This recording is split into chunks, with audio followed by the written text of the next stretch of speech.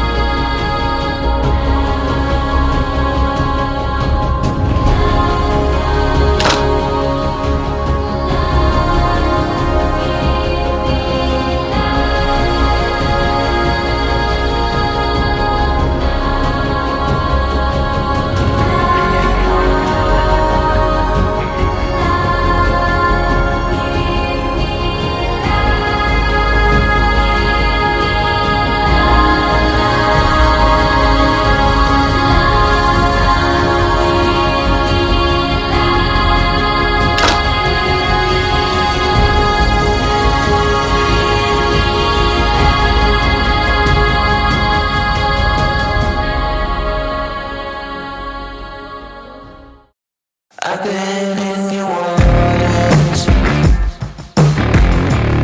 I've been looking for sure. I've never been so close before. G'day guys, welcome to Lucy's channel, Lucy Lane, the Queen of Balmain. Today we're going to talk about 5 tips for your German Shepherd and the hot weather. As we have an exciting announcement today, we are going to be participating in Vlogmas. What is Vlogmas, they ask Lucy? Well, we only found about Vlogmas a little while ago ourselves.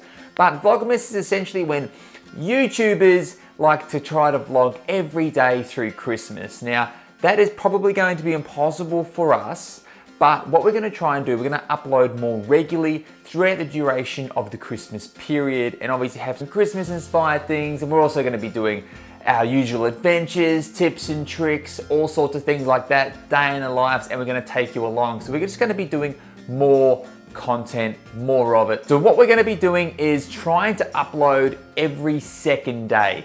Just allows me to do editing and have turnaround time and stuff like that. We are going to be going on holiday soon, so there's going to be lots of exciting things to film when it comes to our Christmas period with Lucy. Rightio, enough about that. So this is actually our first upload to Vlogmas, is announcing Vlogmas, and we're going to tie that in with our 5 tips of German Shepherds in the hot weather. So tip number 1 is monitoring the temperature inside the house or in the backyard, wherever your dog is staying for the duration of time while you're away. So Lucy stays inside the house, 1, because it's cooler than outside, 2, because it is safer for her.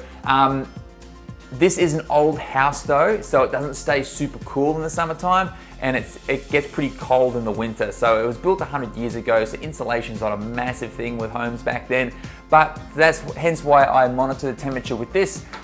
That sends me the temperature straight to an app, and it gives me a whole bunch of warning signals if it's getting too hot in the house. Brilliant bit of kit.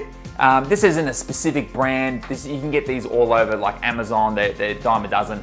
Fantastic, and I actually leave different ones in different rooms because Lucy spends the majority of the time in our bedroom with the air conditioner. It's nice and cool, it's 20 degrees Celsius in there for her, whereas where her actual bedroom is, where her crate, because it's like in a sunroom, it gets up to like, it can be 30 degrees Celsius in there, which is pretty horrible for a dog, so you wouldn't want to leave her in there for the day.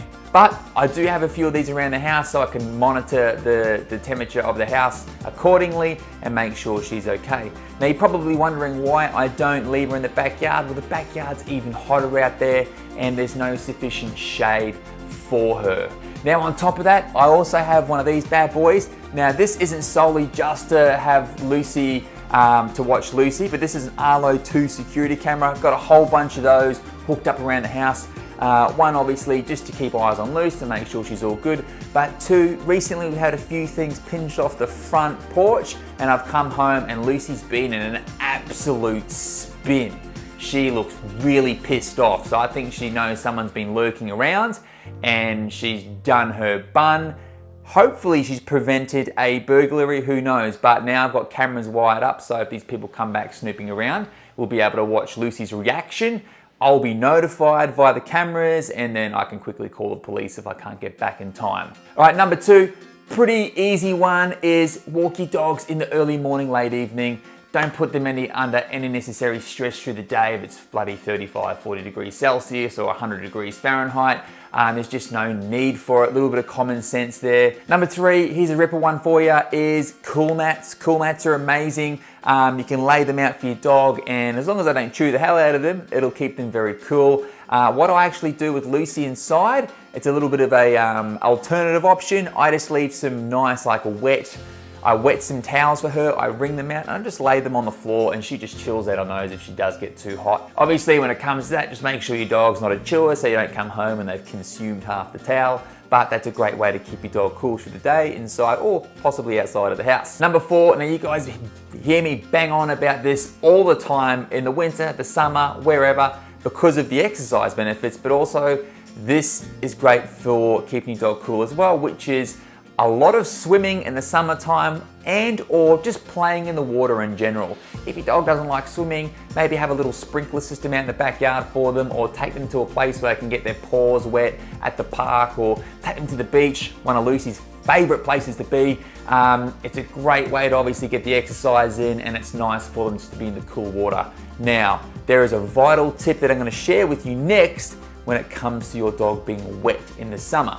Tip number 5 is super vital. If your dog's been swimming or is completely wet, your German Shepherd's completely wet, make sure you towel dry them off and then you give them a blow dry.